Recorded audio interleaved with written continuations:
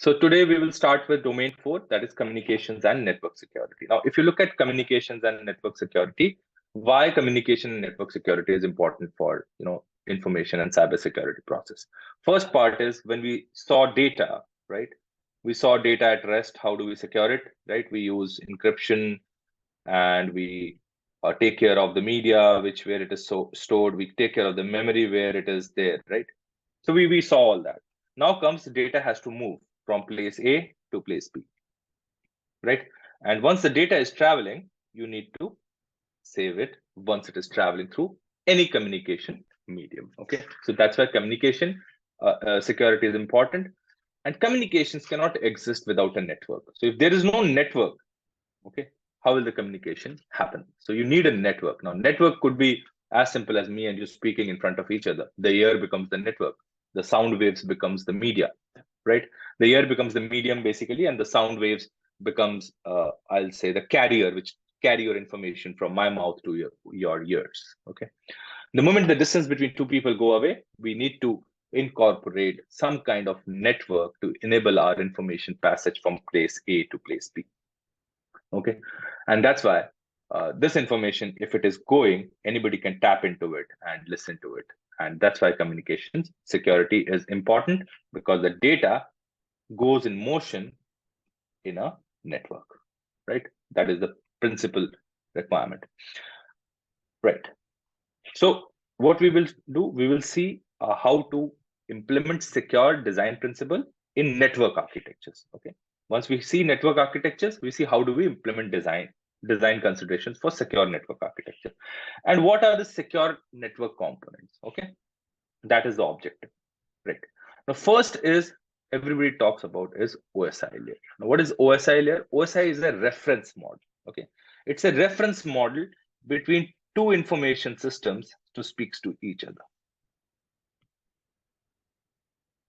Okay, two information systems, if they want to communicate to each other, how they will communicate if they are at a distance. So the architecture is, okay, at the start point, there is some information, right, inside your mind, right? That has to transform into some kind of a logical information, and you do that by interacting with an application, and you tell the application some data, okay, which has some information, right? Now the application, if it was so easy for it to straight away relay it to the another person using a similar application network, then we don't require any other medium. Application could communicate directly with another application, but it is not the case. You have to change its form from one form to another. And that's why open architecture was suggested. What is open architecture? Open architecture says that the first point where information gets converted into something which a machine understands is the application. Okay, now the application there first needs to format that information in such a way that the computer understands it. Okay, so what happens is it does some kind of a formatting to the information. Okay, so what does it does? Some kind of formatting, right? So it places the information in a particular format which is universal in nature, right? Once it does that, then it says, okay, now the data has been properly formatted, but I need to make the system understand how it should be interpreted by your because now I'll have a lot of information. I will not have one application. There will be application 1, there will be application 2. There are so many applications which will be riding. So there will be someone who needs to control which data belongs to which application, right? And then that means you need to have some kind of an association. So what it does is it creates, I think I'll do it in the, so there were two systems, right? So this was the guy who was trying to transform information. The first was the application. The information from the head of what needs to be transferred goes into the application. the application first needs to convert it into some kind of a digital form, which the machine understands. So it presents the information the way the computer system understands it. Right?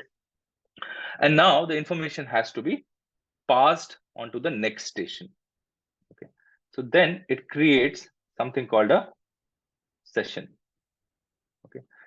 Why a session? Because somebody might be, using a web browser. Somebody might be using a, on the same PC, I'm doing maybe a, email. So everything needs a different session. So I need to create one session for each different kind of application. Okay, depending on the kind of application. So I create certain sessions. This layer where I'm formatting the information so that the other end also understands is called presentation. Okay, now I need to, send it outside my network. I need to send it outside my network. So I need to transport it. I need to make it understand that whether this information belongs to my internal network or external network. Okay, so there the association of whether this information is for inside my house or it is outside my house is done. Okay, so some markers are put here. Okay, so I now know where do I need to take this information, transport it where? Shall I transport it inside my house only, or shall I transport this information outside the boundary of my house? Okay, so that understanding is created at the transport layer. Then you say that, okay, fine, one system might be, communicating with a lot of other systems. So there would be a requirement to, because it's like a post office, right? Shall I send my letter packet to US or UK or some other place, right? So I need to know which network I have to put my packet in, US network or UK network, or it has to go within the country, domestic network. That means somebody needs to tell him that the network exists. So that handling is done by the network layer. Okay.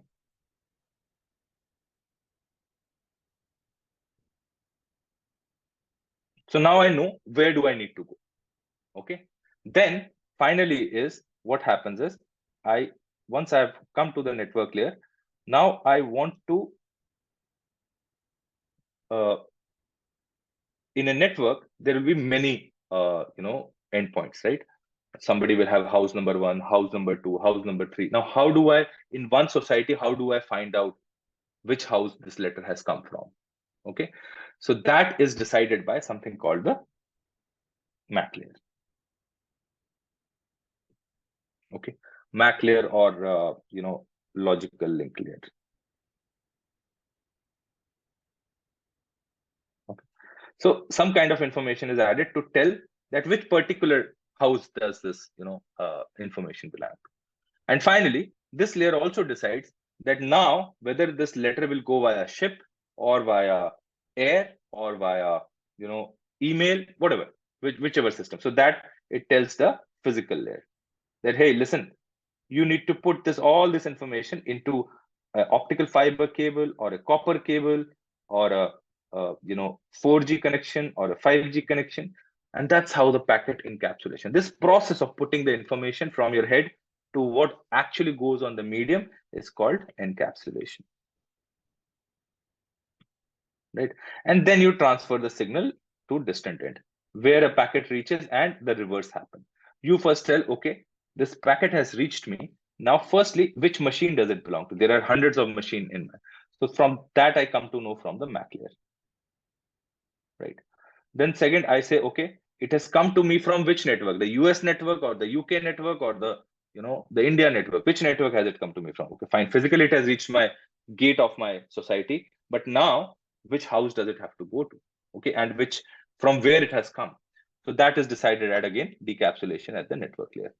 Then again, transport layer to see that which application, okay, whether this application is from email or something else. So which port I have to send this packet to. That is again decided at transport layer. Then the session layer says that, okay, fine, now I've received the packet. I don't need this communication medium anymore. Please, terminate my session.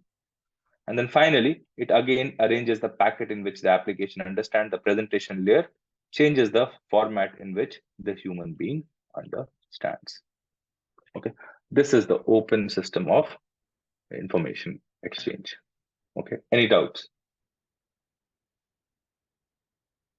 None, right? So now what happens is, this is OSI. In TCP/IP, what you do is you club this four, four,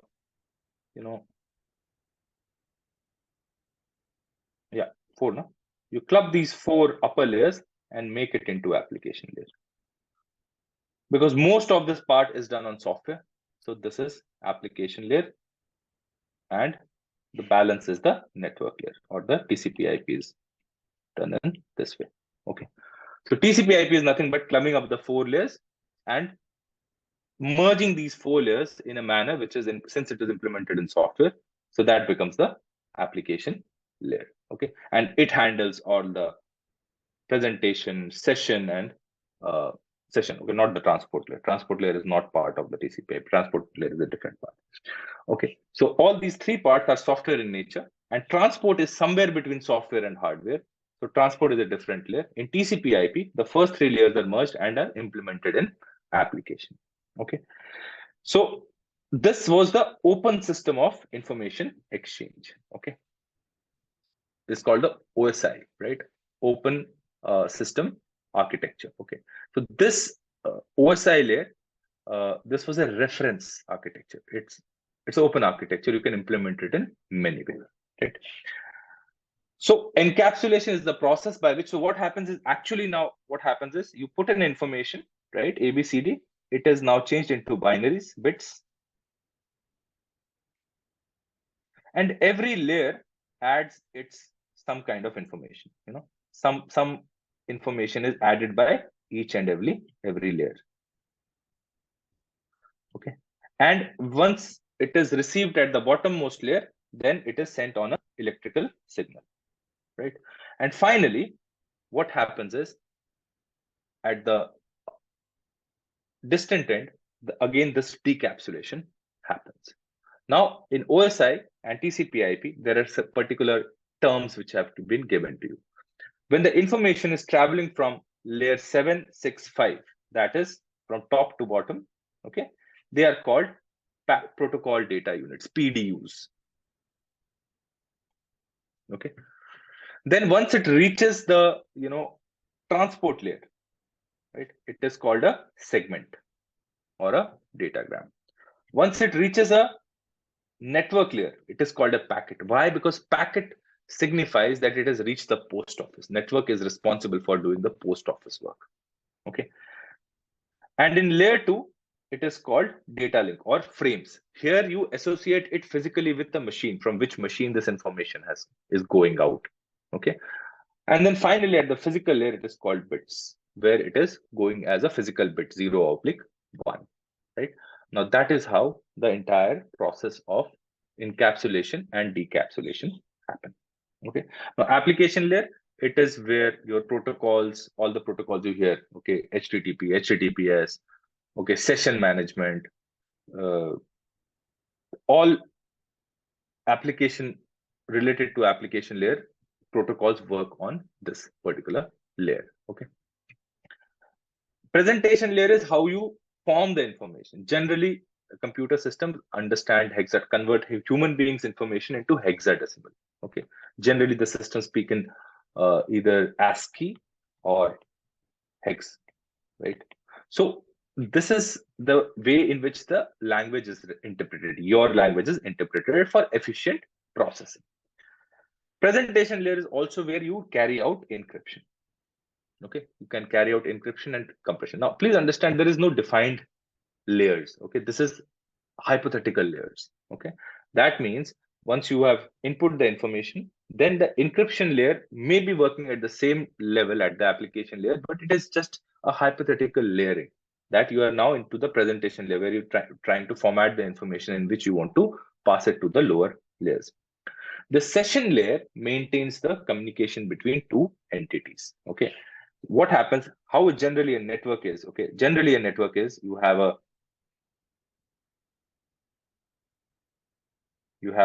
switch on which you have multiple devices connected, right?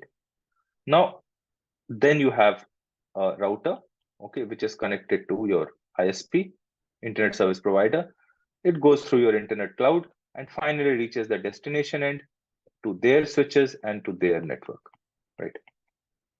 Now, look at the problem. This is a World Wide Web. Okay, this is the internet. You don't know how your packet will reach there. So that's why, say, in this part of the network, A wants to speak to B. Does it need to go out of the network? No, it needs to just send the information through the switch. Right? It doesn't need to go out of the network. That means he did not go up to network layer. He can send the packet right from the transport layer itself. He doesn't need the network layer. Network packet will be empty. Okay. So now, if it is internal communication, that is handled at layer 2. Why? Because layer 2 is where you have the physical information of each and every computer. So what a switch does is, it has the data of all the computers connected to its local interfaces. Okay, and the protocol which helps a switch understand this is called a ARP, Address Resolution Protocol.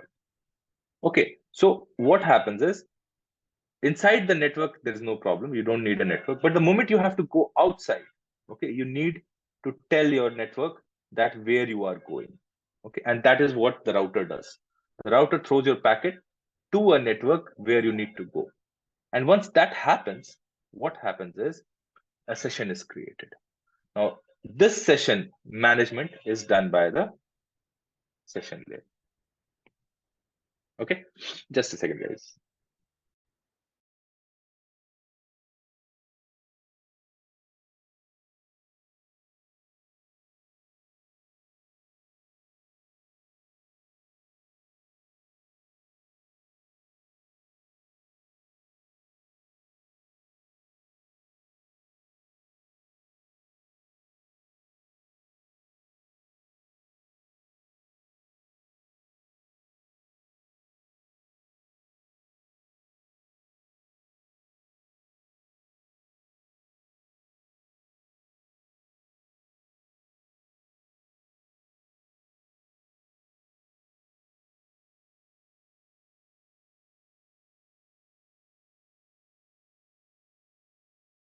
So this session has to be maintained for some duration when the information is being transferred. This handling of the session is done by the session layer, because otherwise the network will be kept busy. Okay, so whenever you are, right now we are a session, okay, this session will be maintained by the application layer. It knows that there is a communication going on in between, and this session needs to be maintained continuously. Right, now in session management there are 2-3 things which happen. Okay, first thing is simplex. What is a simplex communication? When there is a one-way communication. Simplex communication is once one entity needs to throw a packet to B, and then it doesn't need any requirement. Okay, at one point in time, only A can transfer information to B. Okay, then you have something called a duplex communication. In duplex communication, you have two separate mediums. A has a medium, and a B, between A and B, there are two mediums. One is a transmission medium and one is a reception medium. At same point in time, you can communicate. And that's why you see two wires coming to your phone in, erstwhile when we had landline phones. Okay. Similarly, in mobile phones, once you are transmitting and receiving, you have two frequency ranges, one for transmission and one for reception. Many times you would have seen, the other end is receiving you, but you are not able to hear them. Right? Many times happen. They said, "Oh, I was able to hear you." That means you were transmitting, that the transmission was happening perfectly, but you were not receiving. Okay, so that means there are two lines of medium. That's called a duplex communication. And then lastly is the half duplex or semi-duplex communication. Semi-duplex communication is basically when two ends can have two-way communication, but only one at a time. Okay, that means when A is transmitting, B cannot. And when B is transmitting, A cannot. Right? That's called a semi-duplex or half duplex. Right. Then you have the transport layer. Transport layer is the one which is responsible for establishing communication between two entities. Okay, this is decided by what kind of communication you are having. If you are sending an email, then it will open up a port for transferring email. Okay, if you are sending a video session, or you are accessing Netflix, it will open another port with Netflix. Okay, then you want to do a Zoom call. Okay, then it will open a Zoom call port with Zoom server, right? So if you look at your computer and now visualize that you have multiple connections, who is managing that? So that is being managed by the transport layer, which knows this application is going out from this port into the network. Okay, common protocols which work at this layer is TCP, Transmission Control Protocol, UDP, and TLS. Okay, TCP is meant for the overriding all applications. UDP is generally meant for streaming communications. Okay, whenever you need reliable communications, you use TCP. What do you mean by reliable? Reliable means where you need the information to reach and confirm, where liveliness of data is not important. I want the email to reach. I am not worried that email reaches in 1 second or 2 seconds. But if I look at movie streaming, okay, I want to watch the movie live. I'm not concerned if there are 10 or 12 pixelations or the packet is dropped. I want liveliness. And that's when, for me, speedy delivery is more important than confirmed delivery. If I am able to deliver it at a rate wherein you are able to watch the movie correctly, then it's more. So such applications ride on UDP. Because in TCP, there is a lot of forward and reverse requests. In UDP, there is no reverse request. TCP in UDP, once a connection has been established, it will keep throwing you data. It will not come to know whether you are receiving it beautifully or not. It is not worried about that. It is just throwing the data continuously. So that's why UDP is used for streaming data. TCP is for wherever reliability is required. Where is reliability required? Email services, reliability is required, right? Data storing services, reliability is required. You want the data to be stored. You do not want data to get dropped. Right. The network layer is the layer which looks at the packet and says, hey, where do I need to send it? Do I need to send it on this A network? Because a router, once it reaches the ISP has multiple interfaces. Okay. ISP is connected to a host of other routers. Okay. Now, once it reaches the ISP says, okay, whether I need to send it to the US router or the UK router or the Southeast Asia router or the Africa router or the Middle East router, right? That routing is done by the network layer. What are the main protocols which work here? It's called EIGRP, okay, BGP, Border Gateway Protocol, OSPF, Open Shortest Path First. So those who are CCNA, their CCNA memory would be coming back. Okay. Few things about routing protocols is how routers work. Let me tell you. Okay, so okay, you have your home internet connection on which you are connected to Wi-Fi, right, with your device. This is connected to the ISP router. This is your router, home router, and then this is connected to the ISP. ISP is where the actual gateway router is there. Okay, your ISP is physically connected on optical fiber cables to, one cable goes out of Mumbai, okay, to Middle East, and one cable goes out of Chennai to Southeast. Okay, huge sea cables they undergo, and there they are connected to other routers. These routers are in turn connected to multiple other routers, and this is how your data transmits. Your ISP may also be connected on satellite, okay, and sending data to countries like, say, Australia, which are landlocked. Okay, so now what happens? The router works on certain protocols, which lets it establish this network. Okay, those are the and once the packet reaches the ISP, it now tries to understand, how do I send this packet? How do I send, on which network do I send this packet? All this understanding is done by certain protocols which are inbuilt into the routers. Okay, now routers work on two modes. Okay, routers, once they connect to a network, once a router connects to a network, it tries to find out information about the network. Okay, now if it has to, so generally a router has something called a routing table where it keeps generating which network is connected on where. How do I put the packet? This table, when it generates this table generation happens with two protocols. One is called a distance vector, and second is called a link state. A distance vector protocol helps in router to determine which, if it wants to send, if it has 10 different routes to send a packet, okay, which is the shortest route. You see, distance vector. It can send the packet from this network, this network, this network, which is the shortest route. Okay.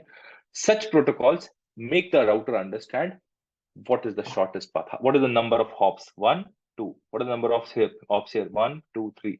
What are the number of hops here? 1, 2, 3. So you see that this comes out to be the shortest path. So now the protocols which lets a router understand which is the shortest path is called a distance vector protocols. And routing information protocol, interior gateway routing protocol, EIGRP and BGP are all distance vector protocols. Okay. Then the second way in which a router can, since one router is connected to multiple paths, right, to a destination, as we discussed. The second thing is link state. That means it knows that it is connected to, router X on port 1, router Y on port 2, and router Z on port 3, right? It knows that. Now it tries to find if packet has arrived on the router, it can send it on all the three paths, right? It can send on path A, it can send it on path B, it can send it on path C.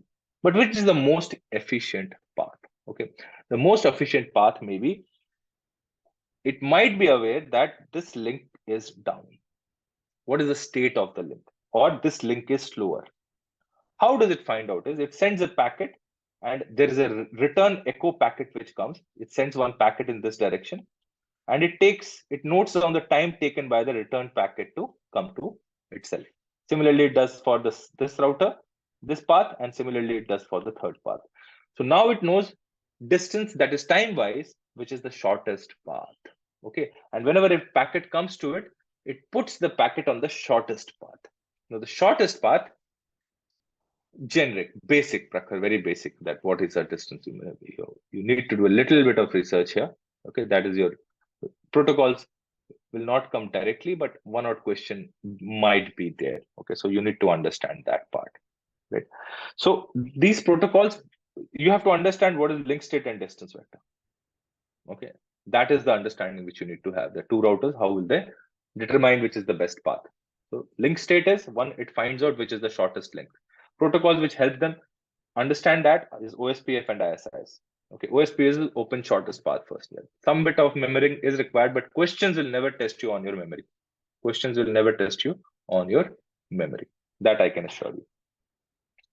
Okay, then finally is the MAC layer or the media access layer. Media access layer is where your machine is physically given an address. There's a physical address given to your machine, which is called a MAC address. Okay, it's a unique address to your computer, which is associated with the network interface card of your computer. Okay, and this is where your local network works or a switch works. What happens is once you look at the interior network of your company or even your house, your modem is handling all the devices inside the house at layer 2. Okay, so switch performs connectivity between different devices at layer 2, and the protocol which helps it in deciding which computer is connected on which protocol, which particular port, is called the address resolution protocol. Now, how address resolution protocol works is once you connect your computers to the switch, okay, the ARP protocol, it sends a query packet to each and every physical port, okay, and collects the MAC addresses of each and every computer, and then creates a table that on port number 1, MAC address A is there, port number 2, MAC B is there, port number 3, MAC C is there, port number 4, so and so, so and so, so and so, so and so forth. Now, imagine if somebody gets access to this address routing protocol, okay, and says port number 1 is MAC A, port number 2 is MAC B, and does, tell the ARP table that whatever packet comes to us, send it to port number 10. Okay, that is called port forwarding. That means if I can get access to this ARP, I can tell the switch to forward all packets to port number 10. What happens?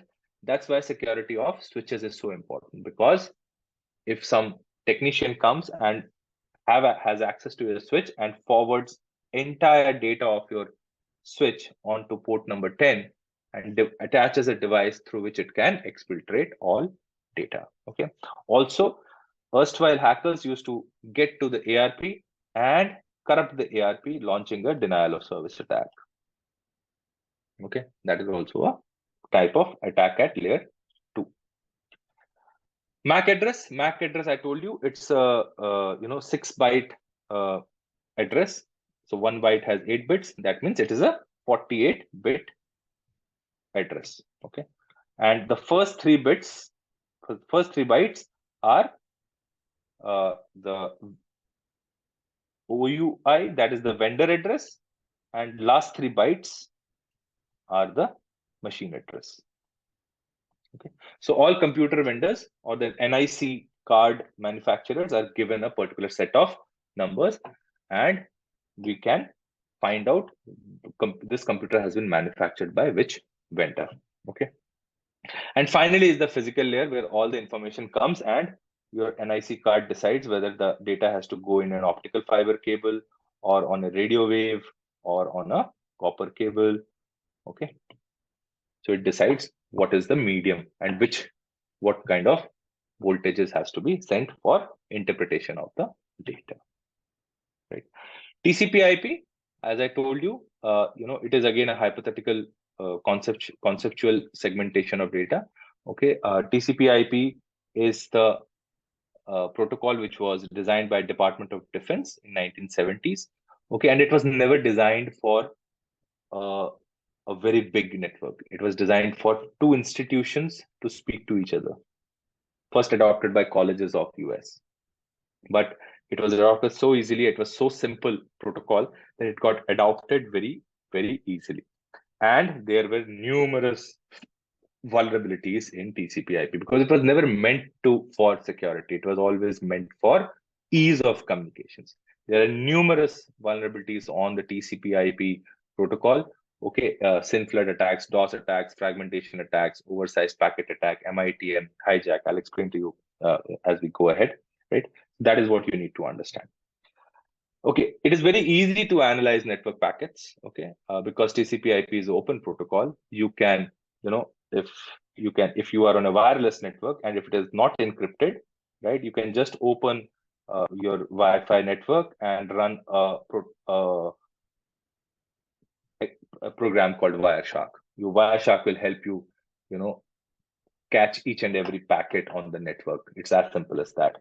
Similarly, if you get access to a physical switch and put your own computer and run Wireshark, you'll be able to catch entire network data on the switch. And that's why in a lot of organizations, running Wireshark on your enterprise network is illegal, considered illegal, and is part of AUP, acceptable use policy, that you will not run Wireshark. Okay. Also, Wireshark as an application may be blacklisted in normal user computers.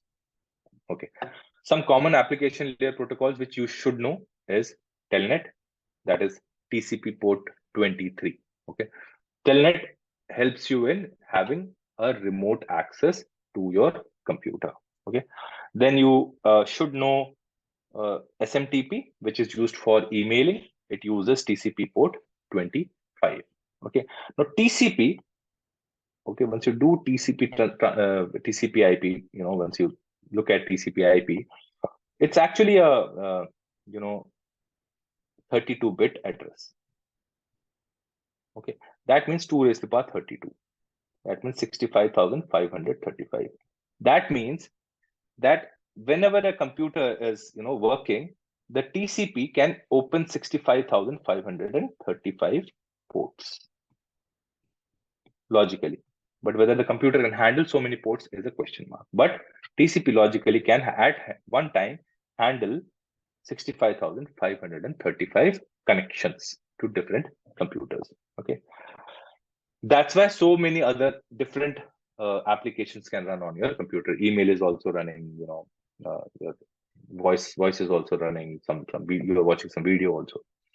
Okay, you should also know POP, TCP port 110. You should know SSH, which is TCP port 22. Okay, you should also know HTTPS, which is port 443, and HTTP, which is port 80. Okay, generic ports you should be aware of. Okay, right. I have a short question, and then we will take a short break.